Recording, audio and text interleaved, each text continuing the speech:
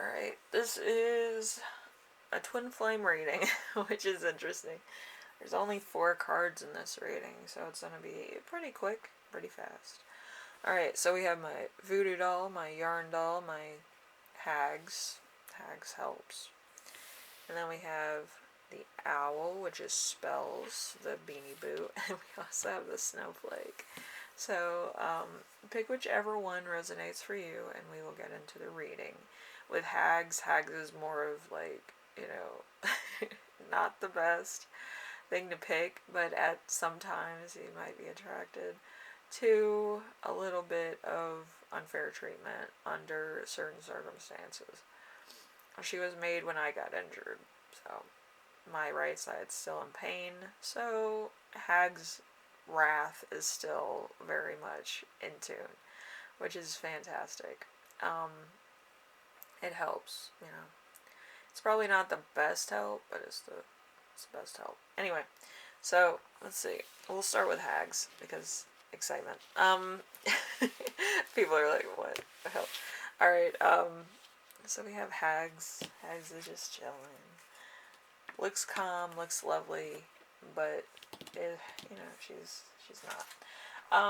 So the first question is, how does your divine feminine or divine masculine feel towards the relationship? This could be a potential or it could be a current relationship. I'm going to put this in reverse. It just feels like it's in reverse. It's a weird energy. So there's more powerful people that are in control of your destiny.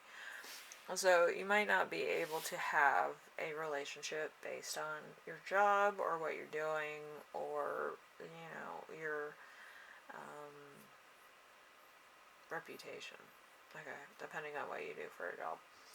Alright, so what do they want to tell you but they can't? You have the 7 of Swords. The 7 of Swords is new ideas and fresh input. So they might actually have something to contribute to a project, a work thing, or just an overall idea you may have that's probably half-baked. If you don't know what half-baked is, it means it's half-done. So you probably don't have a full sight of what you need. And your twin flame could help you with that. And they don't want to. They're just like, I have an idea, but I don't think I should tell them. I don't want them to laugh at me. I don't feel that. Like, if you have something to, tell somebody, I mean, the worst thing that they can do is just be like, you're a freak. Like, which honestly is totally funny in and of itself, if you think about it. Like, if you had $1 for every time that somebody called you a freak or tried to bully you, you'd probably have $10 million, right? So, it's not the worst thing. Anyway, so we have, what are the blockages in this relationship? We have the King of Pentacles in reverse. A miserable, or a misery-bringing person or a bully. So there's somebody here who's kind of an asshat. So, so this relationship could be based on the fact that maybe you or one of your friends kind of doesn't like this person because they're not, they're not somebody that they can see you with. Okay, so it might be that type of thing, or it might be a cultural difference. So there's some type of rift there. Okay, so very interesting. Alright, so number 4, the outcome of this relationship. We have the 7 of Pentacles. Okay, 7 of Pentacles in reverse is worry about money or career. So you're probably going to have somebody who's going to be worried about their career and how other people see the relationship, and they're going to be like, oh, prejudging people. But with most relationships, I don't feel like too many people judge. I feel like it's mostly immediate family that judge because they don't want you dating a particular race or a particular person or a particular situation. Maybe you're gay and you're trying to, introduce them to your family. And, your family doesn't like that. I've been there for a lot of my friends when they came out to their family, and some of their family disowned them, where they had to stay with me until they got on their feet. So, yeah, it's a very hard thing to actually try to help your friend with when you really don't know 100% what they're going through or how much time it took them to actually come out to their family. But yeah, I feel for them in that moment. I don't feel the journey that they've been on. You know what I mean? So, anyway, you have a lot of worries, and there might be some cheating, and that's kind of what you're thinking. But the scenario and the thing itself could be much worse than you even thought. I just feel like some families aren't as open-minded to certain things as other people would have been. So it might not be cheating, it might just be worry, okay? So just be aware of that. Anyway, group 1, I hope everything works out for you, and I don't feel like your person's trying to hurt you in any way. I feel like they respect you a lot, and they don't want you feeling like an outsider or feeling uncomfortable around their family. Okay, some people do have to sacrifice the love of their life because of how their family treats them or treats the situation. Okay, so just remember that. I would say this, if that's the case, I would respect their honesty, because if they love you that much in order to sacrifice the relationship and actually tell you my family isn't as mature as we are, blah blah blah, you know, I would take that as a sign that maybe there's somebody else that's more predetermined for you, or somebody that's going to love and respect you, and you'll feel included in their family, even if you are gay or a little bit different. I wouldn't put yourself in a bad situation to endure something that's not for you, okay? Anyway, group 1, I will see you in the next reading, alright? Later. My head hurts so bad. I can't see at the moment. Alright. We have Spells the Owl. Alright. I have a bit of a headache, but that's that's something I can't really do anything about right now. So if I talk a little bit slow or I kind of feel like I'm lapsing, it's because I'm in a lot of pain. I have no Advil. I have no painkillers. So it's very like, ow, you know. So just give me a second, okay? So we have, what does your divine feminine or divine masculine feel towards the relationship? It could be either way. We have the Queen of Pentacles. The Queen of Pentacles is selfish, a hard-hearted person. So that means that this person has a lot of predetermined notions of how it's going to go. And maybe they don't want to be in a situation where they meet the family or whatever because of their own family. Okay? It has nothing to do with your family. It has everything to do with this person's family upbringing, how they were raised, how, like, the rift between their family was not 100% there. They might have had to fend for themselves a lot of times, so they don't really feel like their family is their family.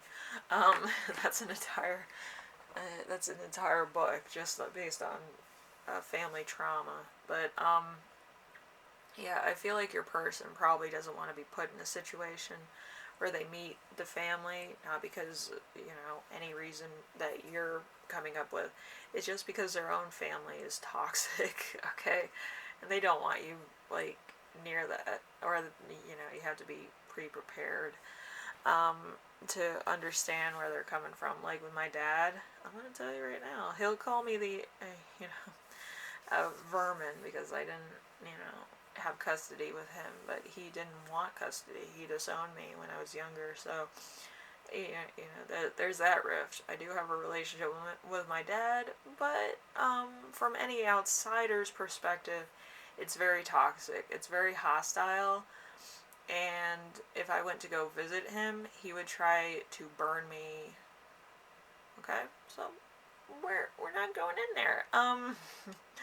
He also has my alligators down there. I don't want my alligators. He lives in Florida. I don't want my alligators back. He can wildlife it up. That's his business, not my business. When I was younger, I used to take care of like wild animals that were injured and hurt, and alligators were the biggest thing in my life. So I raised them until they were like probably 8 pounds. So yeah, I do have alligators, but I just haven't visited them in a while. They live with my dad, so I haven't gone down there to get them. I got my cat and my hamster, however. So that's been what? It's been about 20 years. Yeah. So anyway, um, we have what do they want to tell you but they can't? We have moon. Okay, so the subconscious should be listened to. Maybe they have a feeling that it might not go well. Like my family, it might not go well. With my mom, she loves everybody. With my dad, hates everybody. So he's kind of a racist. But anyway, more stuff you know about my dad. Yeah. But I feel like your person doesn't really want to have you meet their folks, because I keep having like premonitions of my dad. So probably not the best situation for anybody. So what are the blockages? We have the Five of Cups. The Five of Cups is grieving emotional wounds. Like I said, there's probably some domestic violence, abuse, or like disowning, such as my situation. Some trauma there from the family. But I feel like your person's very independent, so they don't really need family. And don't push the issue. If they don't want to see their family, that's their business, and you're just gonna kind of have to get over we should meet the folks. Just because you were, born into the country club community center, you don't have to rub it into other people. I've been around people that are like, oh, my family's great, you should come meet them, and then they're like the weirdest people I've ever seen. They're lovely, but they're weird. Like with my family, my dysfunctional weirdness is something I've grown up with, and I know myself where I'm a stronger person because of it. If you knew half the stuff I've been through, you'd be like, holy fucking Christ. But yeah, I actually have a branding insignia on my spine, so yeah. Hot iron. Delicious. Anyway, we have the outcome. The outcome is going to be the Five of Pentacles. The Five of Pentacles is a period of financial loss. So there's going to be a bit of a problem. It could be that you lose a lot of money, or you lose your job or career. And you might want to look for something different or something to supplement your income while you wait for the perfect job.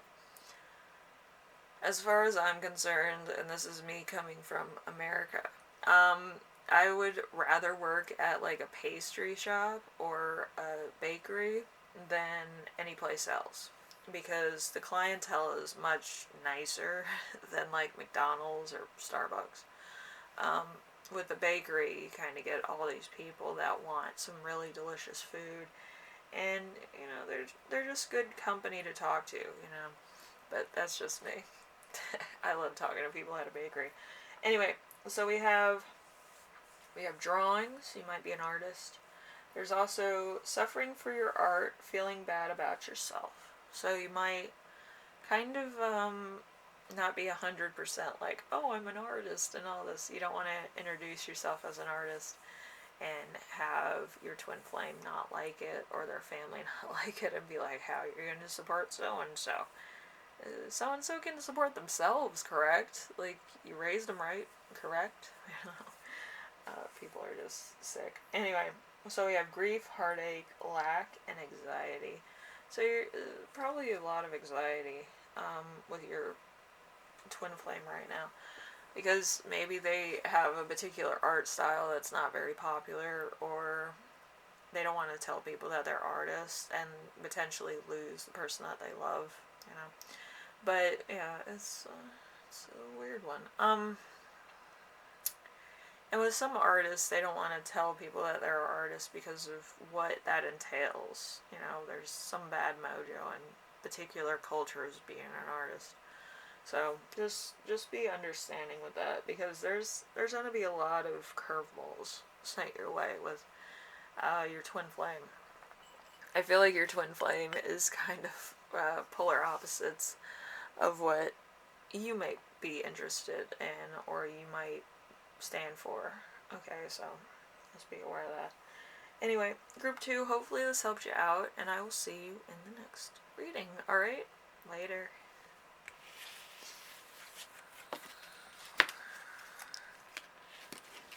Snowflake. How are you doing, group 3? I'm going to try to do this very quickly, but as you know, I go off on a tangent, and it's great advice, but it takes a long time. Alright, so 4 cards. Let's see if we can speed race it. Okay, so let's go with how does your divine feminine or divine masculine feel towards the relationship? We have Judgment card in reverse. A decision is being delayed. So somebody might be delaying their decision. They're kind of like, should I go for it? Should I, you know, they might be in a relationship right now, or they might be in a relationship, friends with benefits. So they're not forthcoming with information, a proposal, a compromise, whatever the case is, an ultimatum. But yeah, it's kind of like they're waiting on a sign. A lot of times your sign is you're thinking about it too much. Okay, some signs aren't like metaphysical. They're more of like, oh, I'm thinking about this person so much, I need to make a decision on this, or I need to put an end to it, or I need to do something so I don't think about it anymore.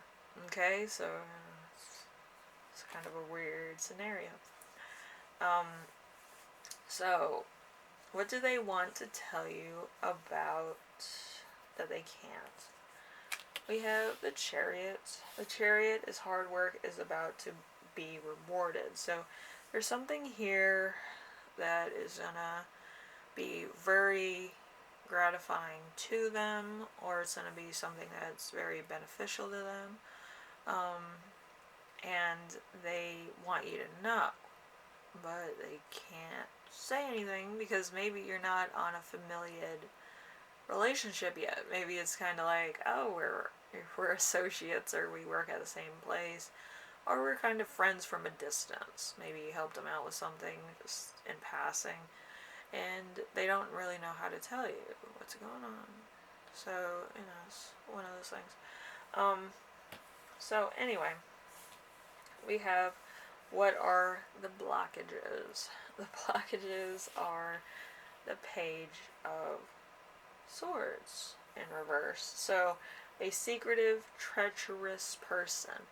This could be somebody who is kind of in their life right now, probably karmic, or karmic energy. Somebody who's kind of more about fulfilling self than fulfilling it, their person or somebody else. It's all about self. So there's a lot going on here, and a lot of stuff that kind of puts a real hindrance on everything. So just be aware of that. And then we have the outcome. We have the Page of Cups. The Page of Cups is a unreliable person. So this is somebody who is kind of flaky. They're flaky as a biscuit. They're missing an opportunity to talk to you because of a third party, which is a problem. So there's directions and being pulled in 2 different directions. So they're trying to be like, alright, I want to be with this person, but you're kind of going this way and that way. Okay? You want to be in Wonderland in the fantasy, but you also want to be in reality of a situation. In Wonderland, you're happy all the time. In reality, you're sad all the time. So just put that into the thinking cap. But yeah, as far as I'm concerned, I would rather have relief in my own situation. I'm still in a lot of pain on my right side. I'm trying to use my right hand as much as possible. But yeah, I had to I had to sign up for disability because I couldn't do my job as fast as I would like to do it. Um, and it's a real hindrance. I'm actually taking a pay cut at the moment because of disability. But hopefully it gets better. I don't want to be disabled for the rest of my life. This is garbage. But anyway, hopefully this helps you out in some way, shape, or form, group 3, and you feel better. Like, you might need to move on from this relationship. This person's probably a little bit like, I'm missing out on an opportunity. And then they kind of had to deal with third parties. Like, I have to deal with third parties, but it's really hard to deal with third parties that are constantly in your life, like family or something. And you kind of have to tell them to shut the fuck up. But I think this person is kind of one of those people that takes on more than they bargained for in order to do what's right for people that probably don't appreciate it in the first place. Okay, so if they do come around and they do want to talk to you, I would tell them that, you appreciated them coming to you. It might not be the best news that you ever had, but it might also be a very, a very calming sense of, alright, that's closed. I can cleanse that out of my life and I can move on. Instead of, bringing up, old basic shit. Just say, it was a pleasure talking to you. I hope everything's alright, but I need to move on. I can't wait, I'm not going to wait for you any longer. I feel like you have a lot of things going on, and leave it at that, and just be like, I'm going to move on and see if, I can salvage something. But anyway, hopefully everything works out. And I know some people are looking for new jobs because of, other reasons. But hopefully you find a really great job and you find somebody who's nice. But yeah, there's too many people that have a lot of baggage, and I feel like a lot of times spirit like makes you sacrifice a really like good relationship, and then you get into like a better relationship that works almost effortlessly, and that happens to a very proud few. Hopefully you're one of those. And it's just very even flow. It just feels easy. It feels like this person's like your right hand, or my hand at the moment, not so much. But maybe, you feel like one person. You don't feel like you're so isolated in the world, and they kind of understand where you're coming from, Anyway, hopefully, Twin Flames, this helped you. In group 3, I hope everything works out. I know you can't see the forest for the trees yet, but hopefully there's a new journey for you, a new adventure. Alright, and you meet some new people. It's kind of hard at the moment, I know. But hopefully you kind of get out there and you see the world a little bit. Anyway, I will see you in the next reading, alright? Later.